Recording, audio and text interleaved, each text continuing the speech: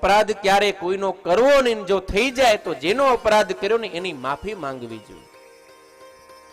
ભગવાન રામનો અપરાધ કર્યો છે જયંત, એટલે નારદજી કહે છે કે હે જયંત, તું કોઈને શરણે ન જા, તો પ્રભુ રામને શરણે જા, એની માફી માંગ.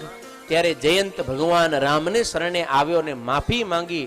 ત્યારે અપાર દયાના સાગર એવા ભગવાન રામે એ જયંતને માફ કર્યો છે.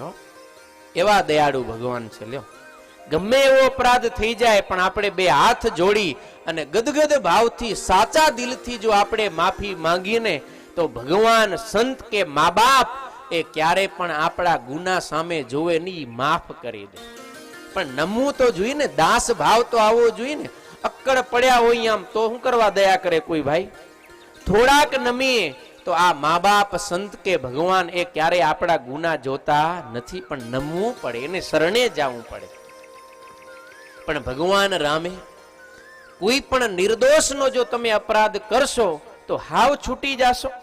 તો કાલે દુનિયામાં પ્રથા ચાલુ થઈ જશે કે ભાઈ સીતા જેવા નિર્દોષની પણ મસ્કરી થાય, એનો પણ અપરાધ કરાય, એને દુખી કરાય, કાંઈ થશે નહીં. એવી ખોટી પરંપરા ઊભી ન થાય એના માટે ભગવાન રામે એ કાગડાને શિક્ષા કરી. કેટલી? કે એક તણખલાથી એની એક આંખ ફોડી નાખી, એક દ્રષ્ટિહીન કરી દીધો. અને એ શિક્ષા આજ દિવસ સુધી કાગ જાતિમાં ચાલી આવે. તમને ખબર હે કાગડાને કેટલા ડોળા હોય? જોયા તમે? પકડજો તો કોક દી આમ એક જ ડોળો હોય અને 360 ડિગ્રીમાં ઘૂમે વેલા આમ, બે બાજુ એકી સાથે ના જોઈ શકે. હા, એ સીતાનો અપરાધ કર્યો એને કારણે આખી કાગ જાતિને એ દંડ ભોગવવો પડ્યો છે.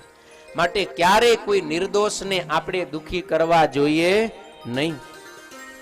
આ રીતે ભગવાને જયંતને શિક્ષા કરી. જયંત અપરાધની માફી માંગીને પોતાના લોક પ્રત્યે ગયો છે.